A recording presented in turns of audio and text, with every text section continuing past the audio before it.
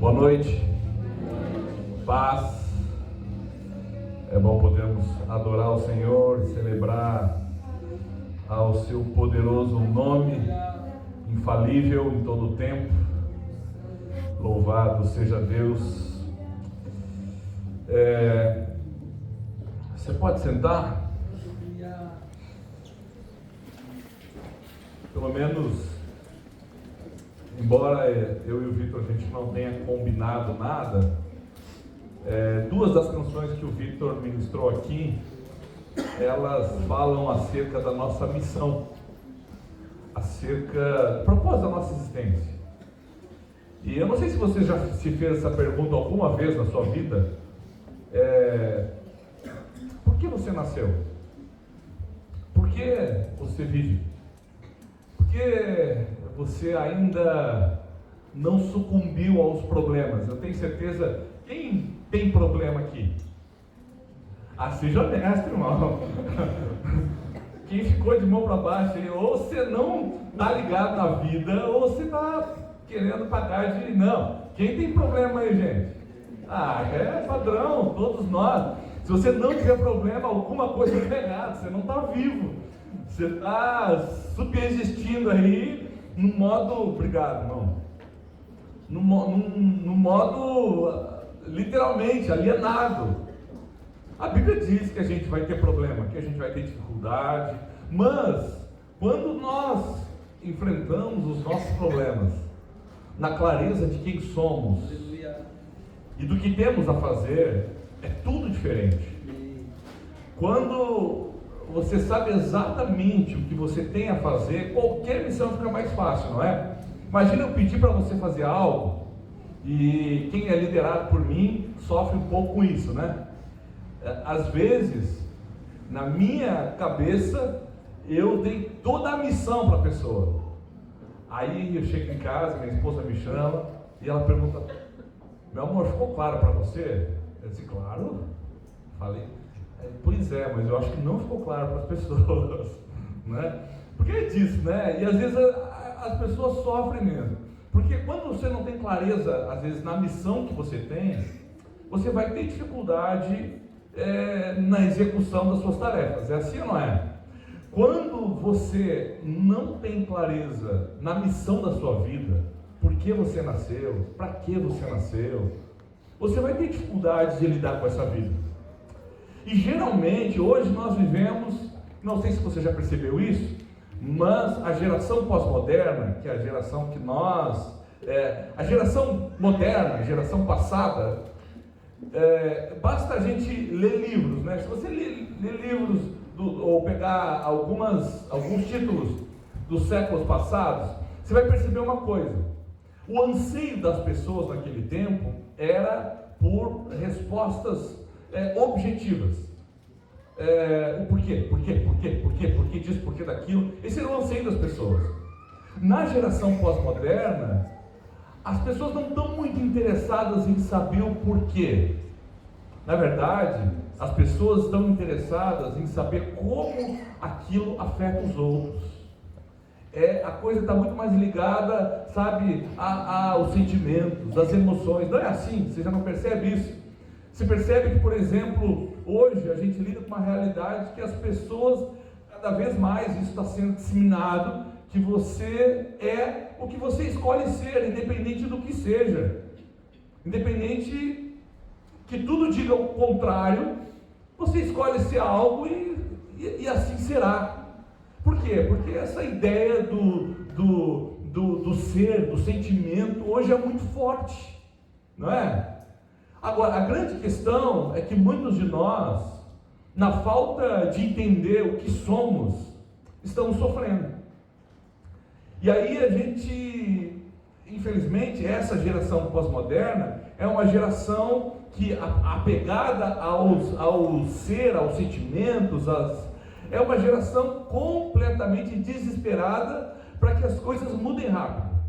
Para que as coisas, a gente está olhando agora, a gente está nas Olimpíadas, e você acha, sinceramente, que se hoje você escolhesse participar das Olimpíadas, você conseguiria? Sim ou não? Muito provavelmente não, né? Embora você seja muito habilidoso com alguma coisa, não, por quê? Porque são anos de treinamento, de preparo, de investimento, de ressignificação de um monte de coisa, de escolhas de vida. E essa é a realidade. Só que a gente percebe que cada vez mais nós estamos sendo desafiados para que, olha, tudo tem que ser muito rápido, tudo tem que ser muito dinâmico, tudo tem que correr muito. A gente começa alguma coisa e se aquilo não der certo em minutos, a gente já fica angustiado. A gente liga um programa, se aquilo ali fica rodando um tempinho ali, carregando, né? Quem é da época da internet de escada sabe do que eu estou falando, né? Era um desafio entrar na internet. Hoje se liga ali, se o negócio não ligou instantaneamente, a pessoa já tem cólicas, porque como demorar tanto? Só que o problema do imediatismo, dessa coisa muito rápida, é que ela nos rouba de propósitos. Porque a gente está ligado só em resultados. A gente não está muito, embora a grande pergunta do mundo pós-moderno seja o ser, a gente não está muito ligado a ser. A gente quer resultados. E eu não sei você, mas a mim, na minha vida, muito prejudicou isso. Porque o que acontece? A gente começa a agir no modo meio automático. E hoje, isso é uma realidade minha, talvez não seja a sua, mas é muito comum você encontrar pessoas que elas são muito boas em resolver problemas. Mas só. Elas só resolvem problemas. Quando eu perguntei aqui quem tem problema, essa é uma realidade de todos nós temos. E às vezes você é muito bom em resolver problemas. Mas talvez você só seja bom em resolver problemas. Você não consegue olhar para o amanhã da sua vida e pensar estrategicamente para onde Deus quer me levar. A gente às vezes não consegue pensar se eu tiver alguns dias de vida, como vai ser? O que acontece comigo? E nessa noite eu queria conversar com você um pouco a respeito disso. Como a gente pensar a vida só em resolver problemas nos rouba da missão de Deus para nós. Porque uma coisa que você precisa saber aí no seu coração, você está aqui. Se você está aqui nessa noite me ouvindo, Deus tem uma missão para você. Não existe ninguém que está sobrando na missão de Deus. Amém? Tá bom? Você consegue entender isso? A primeira coisa que você precisa entender, eu tenho um propósito real da minha existência. Eu tenho um propósito real da minha vida. Você precisa crer nisso aí, precisa andar sobre essa verdade. Você tem uma missão. E se você é alguém que, como eu, durante muito tempo, estagnou e ficou só esperando para ver no que vai dar, você se tornou bom, talvez, em resolver problemas, mas você não consegue olhar para frente e dizer, tá, como eu engajo, como eu me comprometo, como eu descubro essa missão de Deus para a minha vida. Então eu queria nessa noite conversar um pouquinho com você a respeito exatamente disso. E o fato de nós só resolvermos problema, eu estou quase comparando isso como aquela pessoa que escolhe viver a vida pelas demandas, viver a vida pelas coisas que vão surgindo, pelas portas que vão abrindo. Ela não projeta, ela não planeja, ela não pensa, ela não sonha nada. Ela só vai vivendo no modo Zeca Pagodinho, né? Deixando a vida levar e vai vivendo. É a teologia do Zeca, e vai vivendo, vai vivendo. Essa pessoa, ela muito provavelmente ela não tem clareza de quem ela é. Ela não tem clareza de quem chamou ela para ser. Se eu fizer uma pergunta para você, nós temos uma pergunta aí para me fazer para você. Se hoje, o que você faria se você tivesse só uma semana de vida? O que você faria? Isso talvez vai dizer o quão clara está a tua missão. Se você, assim, deixa eu piorar. Se você tivesse um dia de vida, o que você faria?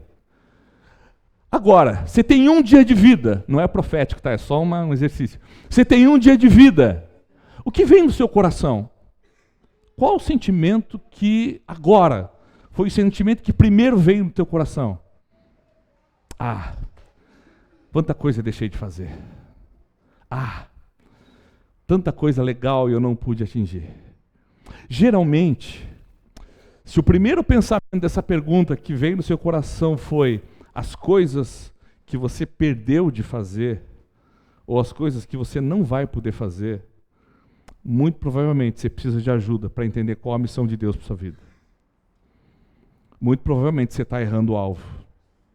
Você está achando que a sua missão são coisas, que a sua missão está ligada a recursos, e não está. E a Bíblia vai falar de um cara que não entendeu a missão dele. A Bíblia vai falar de um cara que ele quis viver o momento, não tinha clareza sobre o futuro, não tinha clareza sobre nada, e ele, vou resolver esses problemas que vão aparecendo aqui, e vamos ver no que vai dar. E ele acabou vivendo a vida sem contabilizar os riscos das escolhas dele. E eu queria andar com você e a gente fazer um comparativo, onde a gente não pode viver uma vida sem contabilizar os riscos que nós temos. A gente não pode achar que eu posso ir vivendo a vida como se não houvesse amanhã. E a Bíblia vai falar de um cara que fez exatamente isso.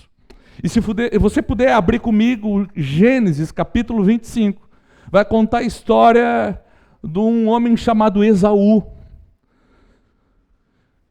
E durante muito tempo a gente foi ensinado que nessa história tem um vilão. E o vilão dessa história é Jacó. Quem é mais cascudo dentro de igreja, já ouviu falar que Jacó, que já tinha o nome lá de suplantador, de trapaceiro, e a gente começa, tanto que raramente você vai encontrar alguém que leva o nome de Jacó. Eu conheci um Jacó, mas raramente você vai encontrar alguém com o nome de Jacó, né? É quase como você encontrar alguém com o nome de Judas, né? E eu conheci um com o nome de Geazi também, né? Quem conhece mais da Escritura sabe que Geazi não é um nome bom botar num filho. Pelo menos o que Geazi fez não foi legal. Mas olha o que diz Gênesis capítulo 25, a partir do verso 27. Aqui está só o desfecho da história de Esaú, pelo menos desfecho não, mas a parte que eu quero chamar a sua atenção. Gênesis 25, verso 27. Eu vou ler na versão NVI, tá bom? Diz assim: os meninos cresceram. Esaú tornou-se caçador habilidoso e vivia percorrendo os campos, ao passo que Jacó cuidava do rebanho e vivia nas tendas. Isaque preferia Esaú porque gostava de comer suas caças. Rebeca preferia Jacó. Certa vez, quando Jacó preparava um ensopado, Esaú chegou faminto, voltando do campo, e pediu-lhe: dê-me um pouco desse ensopado vermelho aí, estou faminto. Por isso também foi chamado Edom, que é vermelho. Verso 31, respondeu-lhe Jacó: venda-me primeiro o seu direito de filho mais velho. Verso 32, olha o que responde Esaú. Disse Esaú: estou quase morrendo, de que me vale esse direito? Jacó, porém, insistiu: jure primeiro. Então ele fez um juramento, vendendo o seu direito de filho mais velho a Jacó. Então Jacó serviu Esaú com o pão com ensopado de lentilhas. E ele comeu e bebeu, levantou-se e foi. Assim, a última parte do verso 34 diz assim: assim Esaú desprezou o seu direito de filho mais velho. De novo, só para a gente contextualizar esse texto, dois filhos de quem? De Isaque. Vocês lembram Isaque? Isaque, o filho da promessa. Abraão foi aquele homem que ouviu Deus, e ele saiu, e ele recebe uma promessa de Deus, de que da descendência dele, os povos seriam abençoados, que eles seriam luz para os povos. Lembra a canção, a segunda canção que o Vitor cantou aqui? Como é que é aquela parte da luz? A luz que outrora apagada, agora brilha cada dia mais. Então está falando desse processo de a nação de Israel se tornaria luz para todos os povos. E aqui o contexto é esse. O Jacó e o Esaú, eles são descendência, eles são netos do Abraão. E aqui a gente vê que acontece um desfecho muito interessante. Os dois estão ali. Jacó era alguém mais da casa, Esaú um cara do campo, percorria o campo, caçava muito bem. O filho, né, o filho preferido de Isaac. E a Bíblia vai contar que num dado momento, a gente leu aqui, ele chega em casa e ele chega do campo. E ele chega desesperado de fome. E quando ele chega, o irmão dele está fazendo ensopado e ele, estou a ponto de morrer, me dá desse ensopado. E Jacó vende. Jacó não dá, Jacó vende. Jacó viu a oportunidade, quem trabalha com vendas aí sabe que uma venda, ela acontece em meio à oportunidade, quando surge a oportunidade o negócio acontece, né? É assim não. É isso. Então surgiu a oportunidade e Jacó compra a primogenitura. Mas vamos entender do que a gente está falando? Primeira coisa, a gente está falando do direito de filho mais velho. O que era o direito de filho mais velho no Oriente Médio, no mundo antigo? Significava o direito de toda herança. Tudo o que eles tinham, tudo o que Isaac tinha, seria dado então a Jacó e não a Esaú.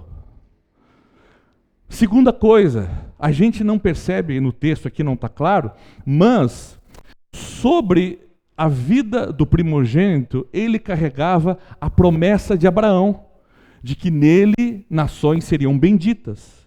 Então, o Isaac carregou essa promessa de que nele nações seriam benditas, que ele seria luz para todos os povos. O que isso significa, gente? Que a forma que Deus escolheu naquele tempo para se revelar a todos os povos era através da nação de Israel. Então o que acontece?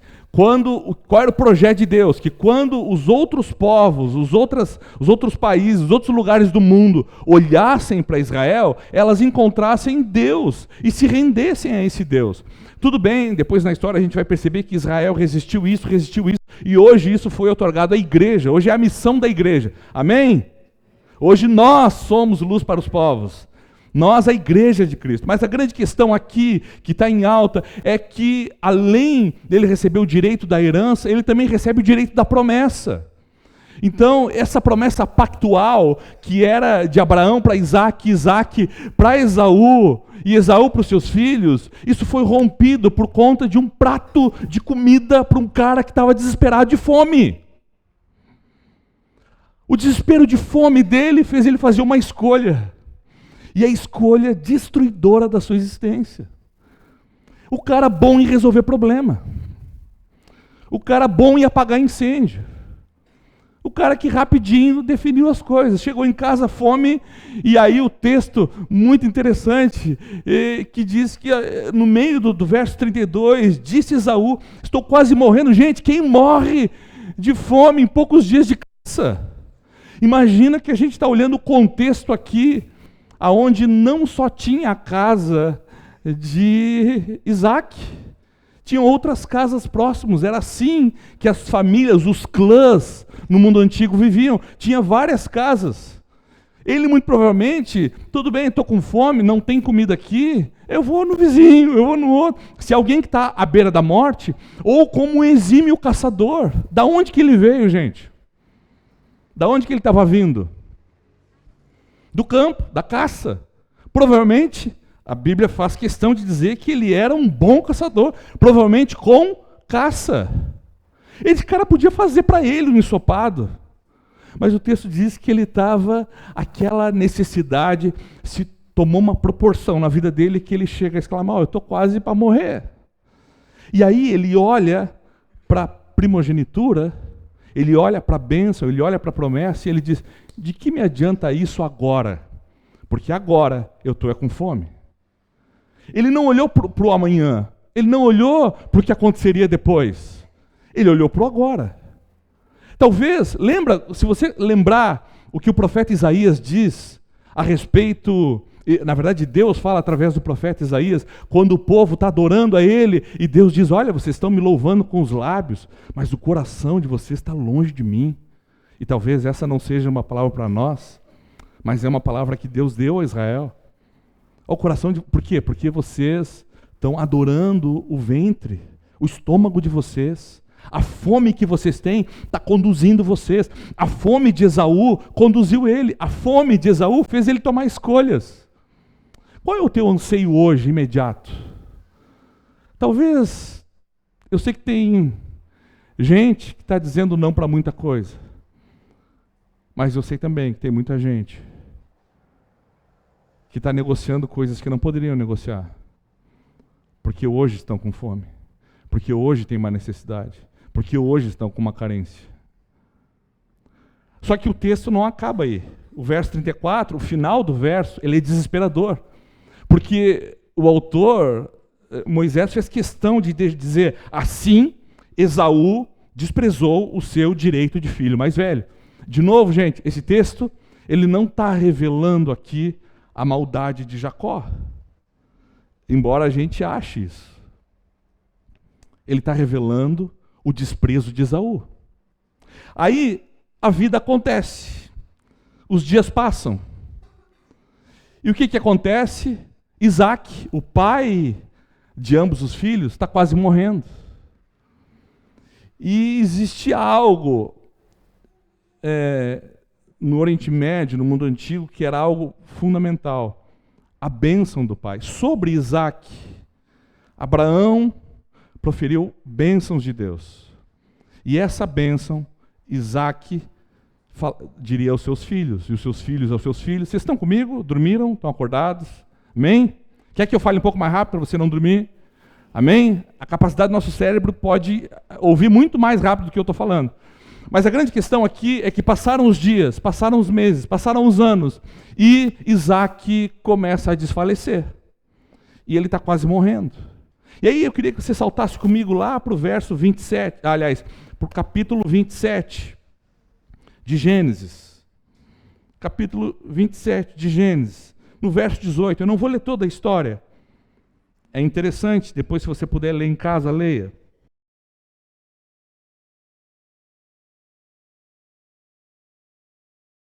(27) E aí eu quero ler só o verso 18, que é um momento agoniante da vida de Esaú.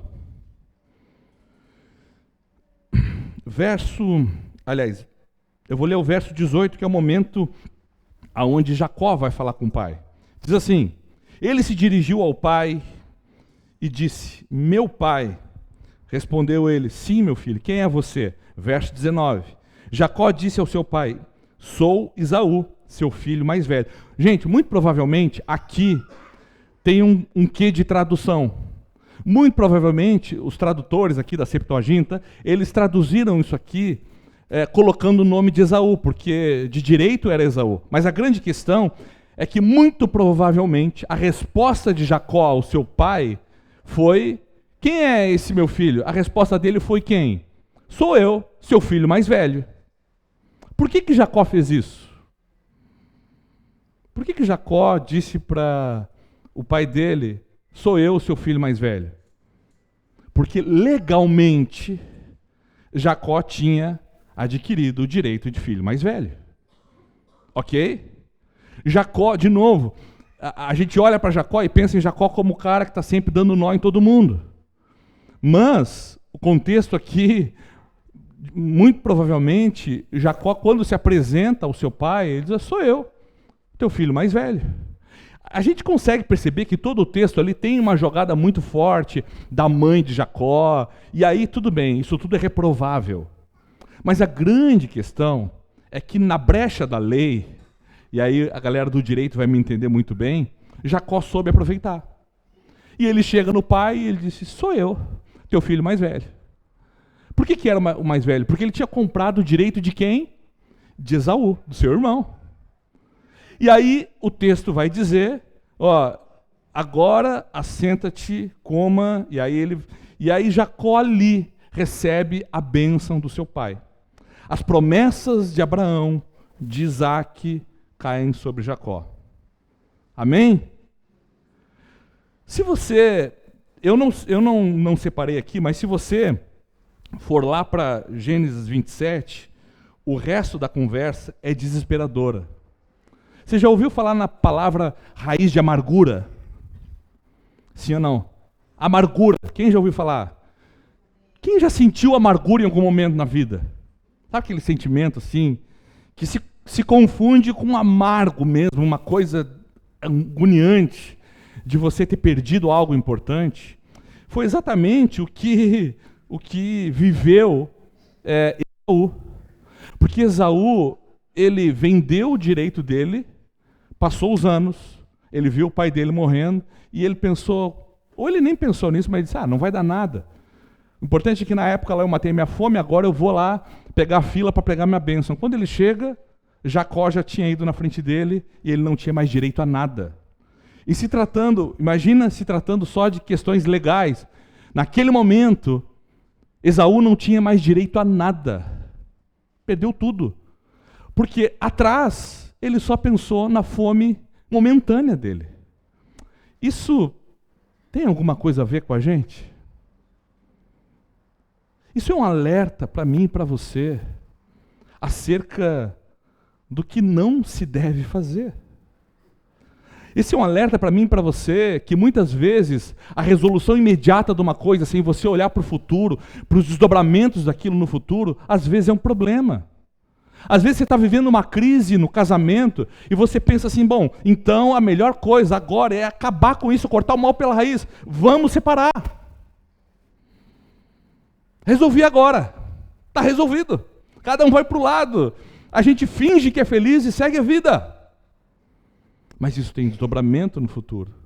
A criança está incomodando, está enchendo as medidas lá. Não, dá um celular para ela. Dá o YouTube. Agora resolveu. Mas tem desdobramento no futuro. Tem desdobramento. E assim tudo. Dá um jeitinho. Eu tenho um baita problemão para resolver. A pessoa liga. Diz que eu não estou.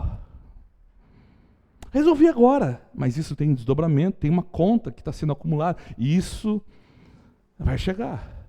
Então quando a gente olha o que acontece no inteirinho do capítulo 27. Olha o que acontece quando Isaac não abençoa Esaú e abençoa Jacó, abençoa o seu irmão, porque o seu irmão tem o direito. Mas o que é interessante é lá no final, Isaac perguntou, vamos aqui, deixa eu achar aqui. Verso 30. Capítulo 27. Quando Isaac acabou de abençoar Jacó, mal tendo ele saído da presença do seu pai, seu irmão Esaú chegou da caça e também preparou uma comida para o pai, saborosa. Meu pai, levante-se e coma da minha caça para que o Senhor me dê a sua bênção. Perguntou-lhe seu pai Isaac, quem é você? Ele respondeu, sou Esaú, seu filho mais velho. Na cabeça de Esaú, aquele trato, aquela negociação que ele tinha feito com Jacó, não tinha valido nada. Porque naquele tempo ele não estava nem aí para a negociação, ele estava com os olhos na fome dele. E aí, profundamente abalado, verso 33, profundamente abalado, Isaac começou a tremer muito e disse, quem então apanhou a caça e trouxe para mim? Acabei de comê-la antes de você entrar e a ele abençoei e abençoado será. Então isso é muito forte na cultura dos hebreus, palavra dada, Deus honra essa palavra. E ele tinha abençoado, e é abençoado aquele homem estava, Jacó dali por diante. Agora olha o que é desesperador na vida de Esaú. Quando Esaú ouviu as palavras de seu pai, deu um forte grito, e cheio de amargura, aqui surge o sentimento de amargura, você vai encontrar isso surgindo aqui. E cheio de amargura, implorou ao pai, abençoa-me, a mim, meu pai. Mas ele respondeu, seu irmão chegou astutamente e recebeu a bênção que pertencia a você. E disse Esaú, aí no verso, ainda no verso 36, final do verso 36, o Senhor não reservou nenhuma bênção para mim. Sabe o desespero de um filho querendo que aquele erro que ele cometeu não tivesse acontecido? Pai, não sobrou nada para mim, nenhuma bênção. E a resposta do pai, e disse Esaú, Isaac respondeu a Esaú, eu constituí senhor sobre você e aos seus irmãos e parentes, tornei servos dele. A ele supri de cereal, de vinho. O que é que eu poderia fazer por você, meu filho? Verso 38, Esaú pediu ao pai: meu pai, o Senhor tem apenas uma bênção, abençoe-me também, meu pai. Então chorou Esaú em alta voz. O sentimento da mancada, o sentimento do cara que vendeu o que não deveria vender, do cara que negociou o que não deveria negociar, do cara que entregou o que ele não podia entregar, o maior tesouro dele. Ele negociou por algum tipo de prazer, por alguma necessidade instantânea e momentânea. A resposta do pai, seu pai Isaac respondeu: olha a bênção que o pai dá para o cara que negociou o que não podia negociar. Sua habitação será longe das terras férteis, distante do orvalho que desce do alto céu. Você viverá por sua espada e servirá a seu irmão. Mas quando você não suportar mais, arrancará do pescoço o seu jugo. Só sobrou dor para esse cara.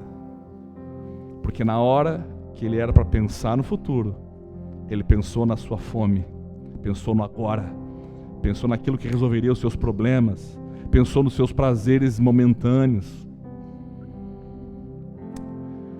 A Bíblia fala, e esse é um exemplo mau do que fazer. E aí a gente vai encontrar, a Bíblia sempre faz isso, né? A Bíblia mostra um exemplo ruim do que não fazer, mas a Bíblia nos aponta o caminho de como fugir disso. E eu queria abrir com você, se você puder abrir comigo, lá em Hebreus capítulo 12, lá no Novo Testamento, Hebreus capítulo 12.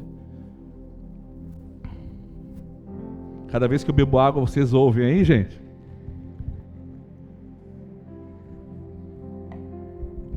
Beber em silêncio. Hebreus 12, no verso 14 até o verso 17, está contando a história de novo de quem? De Esaú. A gente sempre aprendeu de novo que Jacó era o cara errado da história, mas olha como a Bíblia se atém a mostrar quem é que estava com o coração errado. E olha o que diz o capítulo 12 de Hebreus, a partir do verso 14: esforcem-se para viverem em paz com todos e para serem santos. Sem santidade ninguém verá o Senhor. Cuidem que ninguém se exclua da graça de Deus, que nenhuma raiz de amargura brote e cause perturbação, contaminando muitos. Não haja nenhum imoral ou profano, como Esaú, que por uma única refeição vendeu os seus direitos de herança como filho mais velho.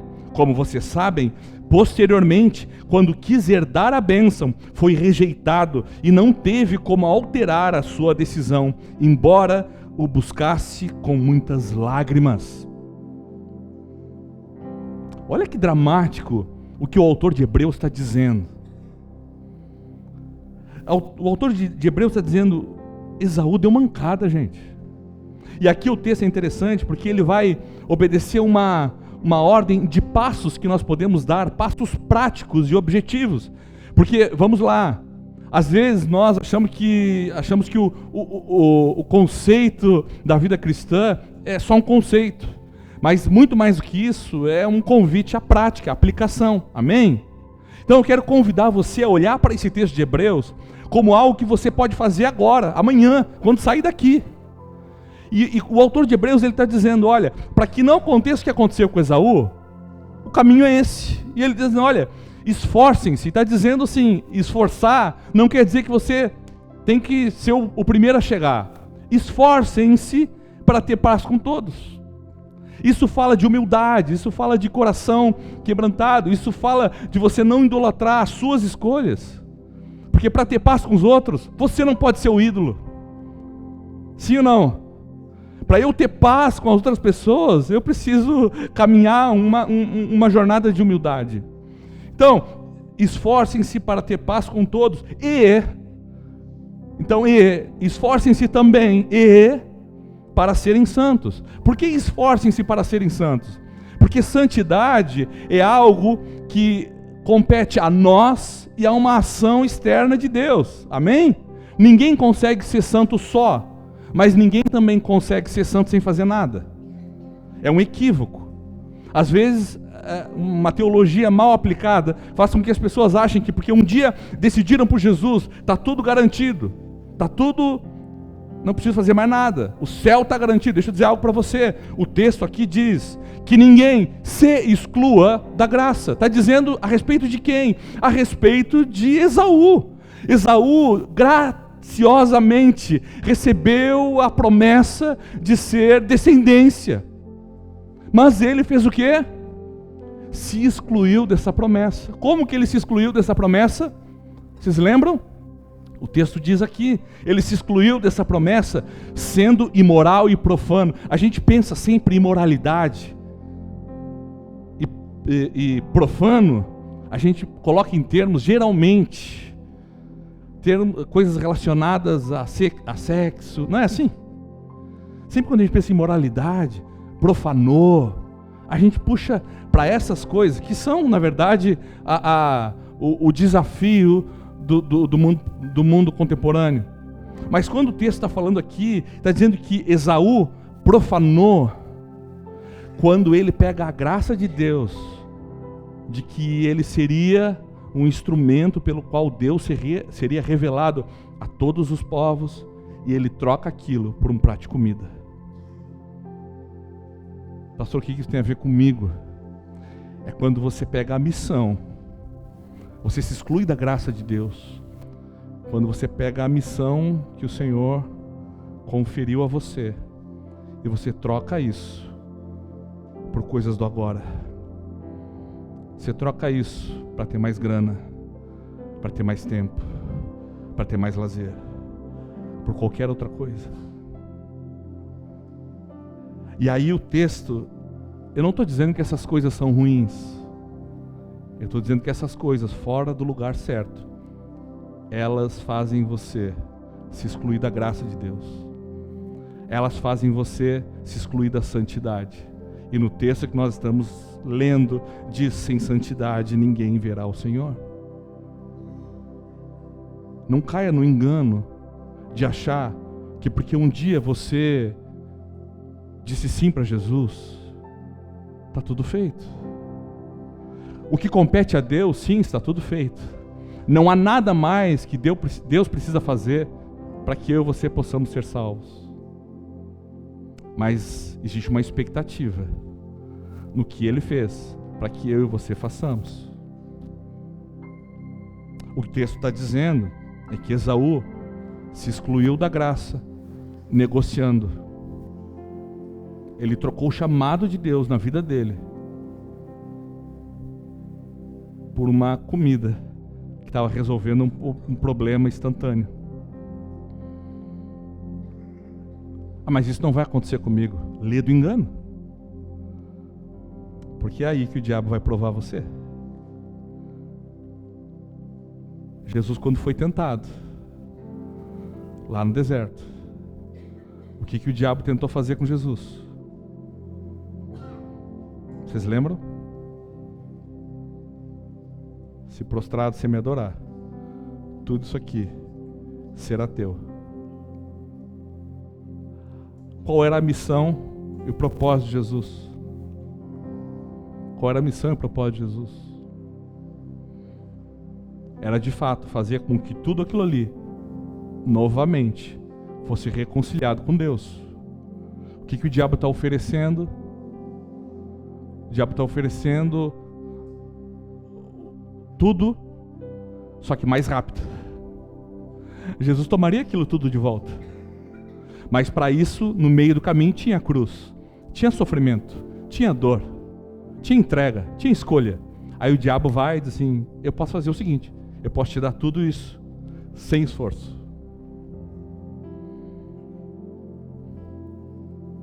E aí o Senhor diz: não. Não. Às vezes o caminho mais rápido é o caminho que vai roubar a tua herança. às vezes o que você está tentando resolver agora é o que está fechando a porta no último dia, quando você chegar. As portas da graça que estão abertas podem se fechar. Porque você está agora fazendo uma escolha. Você está entendendo o que eu estou falando? Sim ou não? Acabou o meu tempo de mensagem. Mas eu quero te encorajar. Porque o que nós lemos em Hebreus começa o verso 14 dizendo: esforcem-se. Esforcem-se para viver em paz com todos. Sejam humildes. Esforcem-se para viver em santidade. Sem santidade não haverá quem veja o Senhor. Cuide que ninguém se exclua da graça. Cuidado com as escolhas que você faz. E por fim, não seja profano. Significa não profane, não torne pouco aquilo que é muito importante. Do que o texto está dizendo? Está dizendo da missão que o Senhor conferiu a você. Pastor, qual é essa missão? Ser luz para todos os povos. Você não entendeu? Deus te chamou para que quando as pessoas relacionem com você, em qualquer esfera que seja, elas encontrem Jesus. Elas encontrem Deus. Deus te chamou para que quando as pessoas encontrem você cuidando dos seus filhos, tratando sua esposa, tratando seu marido, tratando os irmãos, as pessoas olhem e digam: ali eu vejo Deus.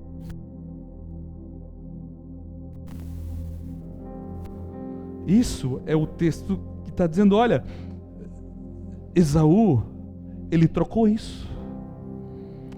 Ele optou por não cumprir aquilo que Deus tinha dado como principal e primeira responsabilidade.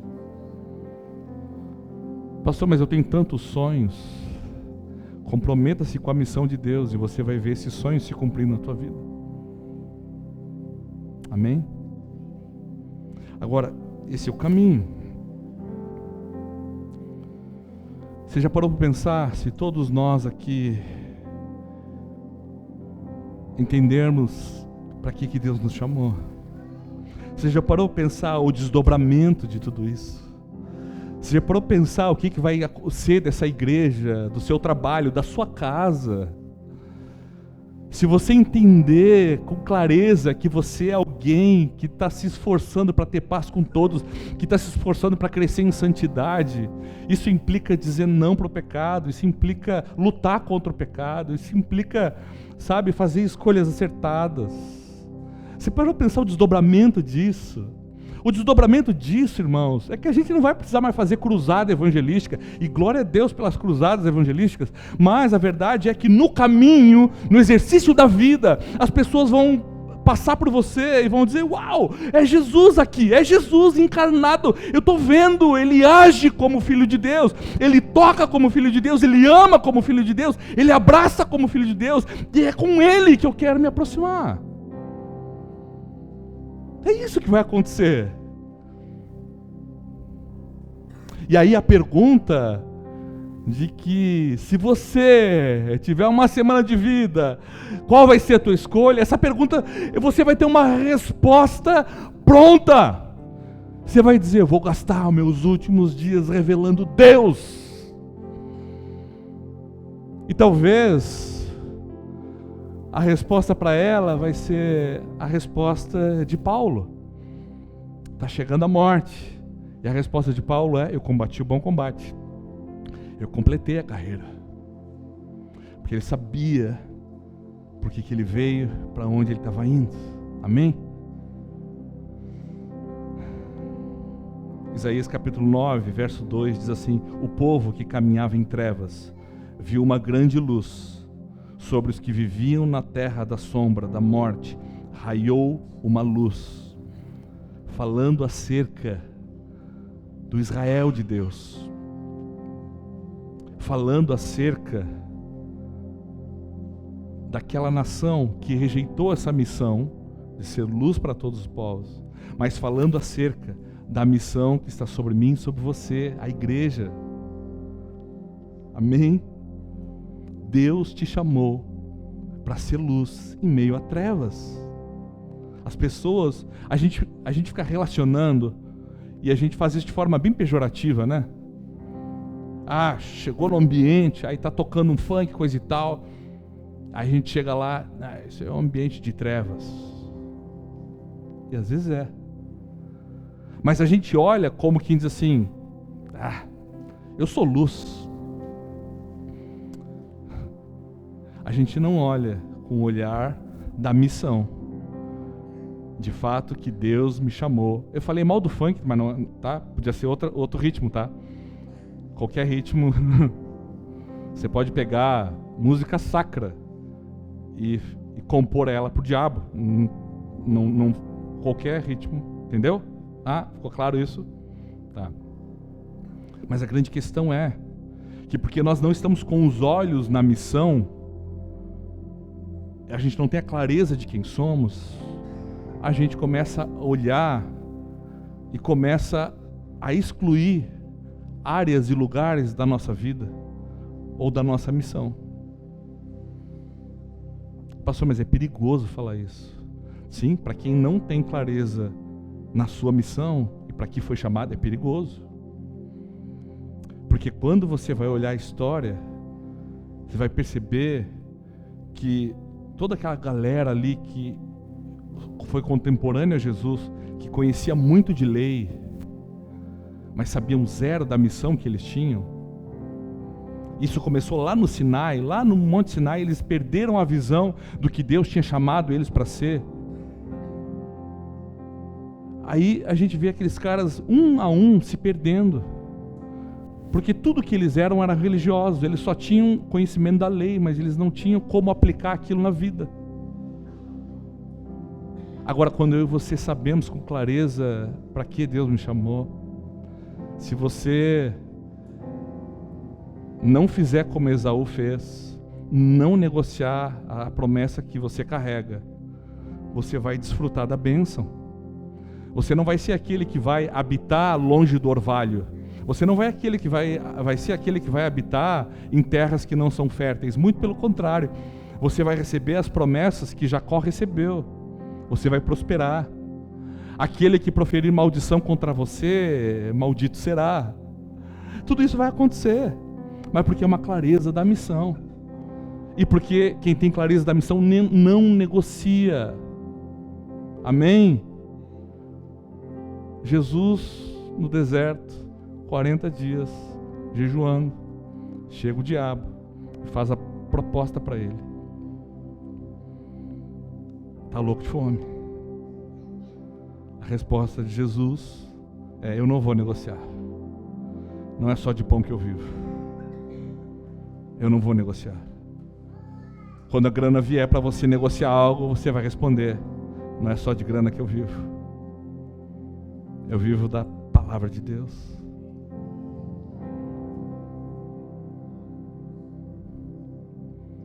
A gente vai participar da Santa Ceia como um desfecho do que a gente ouviu. A minha expectativa no Senhor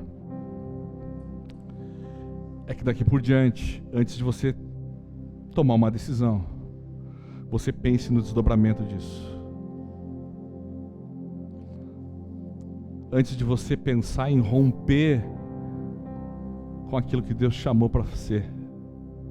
Antes de você, literalmente, como o texto vai dizer aqui, antes de você se excluir da graça de Deus.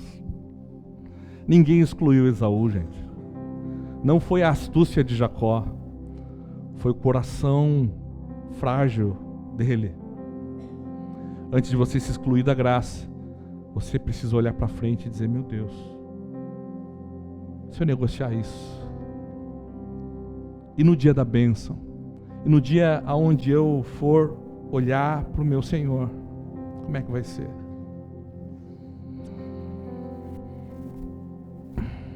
Antes de nós participarmos da Santa Ceia, eu gostaria de ler o texto que nós regularmente lemos, um texto de orientação,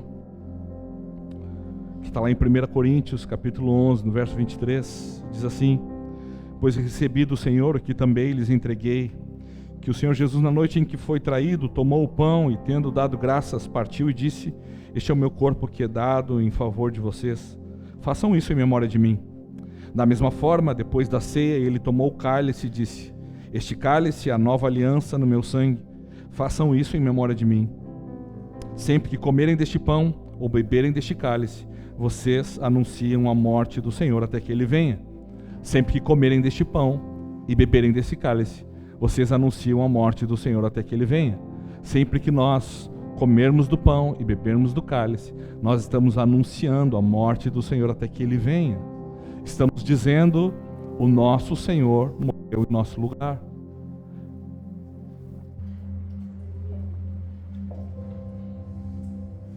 Portanto, todo aquele que comer do pão ou beber do cálice do Senhor indignamente será culpado de pecar contra o corpo e o sangue do Senhor. Verso 28. Examine-se o homem a si mesmo, e então coma do pão e beba do cálice. Pois quem come e bebe sem discernir o corpo do Senhor, come e bebe para a sua própria condenação. Por isso há entre vocês muitos fracos, doentes e vários já dormiram. Mas se nós nos examinássemos a nós mesmos, não receberíamos juízo. Mas se nós genuinamente, honestamente, cheios de temor, examinássemos a nós mesmos, não receberíamos juízo. Quando você for convidado pelos irmãos a participar da Santa Ceia, e você estiver com o cálice na sua mão, o cálice está junto com o pão ali, não esqueça, esse copinho você precisa abrir, você vai separar ali. Examine seu coração. E talvez a pergunta que você precisa fazer hoje: eu tenho negociado a minha missão? Eu tenho negociado o meu chamado? Eu tenho deixado de ser luz para os povos, para ser alguma coisa que é a resolução de uma carência, uma necessidade minha? Faça essa pergunta, examine-se.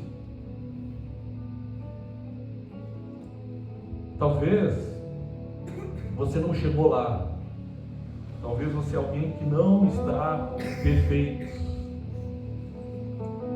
mas você precisa se encontrar esforçando-se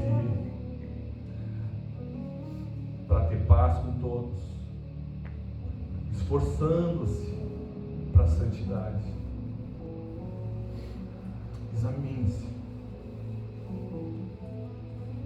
Pastor, o que me impede de participar da Santa Ceia? Você mesmo. Se você, ao examinar-se, não decidir arrepender-se, eu te aconselho: não coma do pão, não beba do cálice. Se você, ao examinar-se, não tiver a convicção que Jesus morreu no seu lugar para pagar pelos seus pecados, pelos meus pecados, não coma do pão, não beba do cálice. Se Jesus, ele é só alguém admirável, mas ele não é o seu Senhor, não coma do pão, não beba do cálice. Porque quem come e bebe indignamente, quem come e bebe sem reconhecer de fato que Jesus é o meu Senhor, come e bebe para a sua própria condenação. Não é a pessoa que está do seu lado que examina você, é você que se examina. Não é a pessoa do lado que vai olhar e vai dizer: Jesus sim é o seu Senhor, não sou eu que diz a você: Jesus sim é o seu Senhor, porque eu posso dizer isso da boca para fora, mas ali, quando você for fazer uma escolha, talvez você vai escolher por você, e aí Jesus não será o seu Senhor, você será o seu Senhor, como foi o Senhor de Esaú. A fome de Esaú foi o Senhor dele naquele momento, não era Deus. Examine-se, cada um a si mesmo. Amém?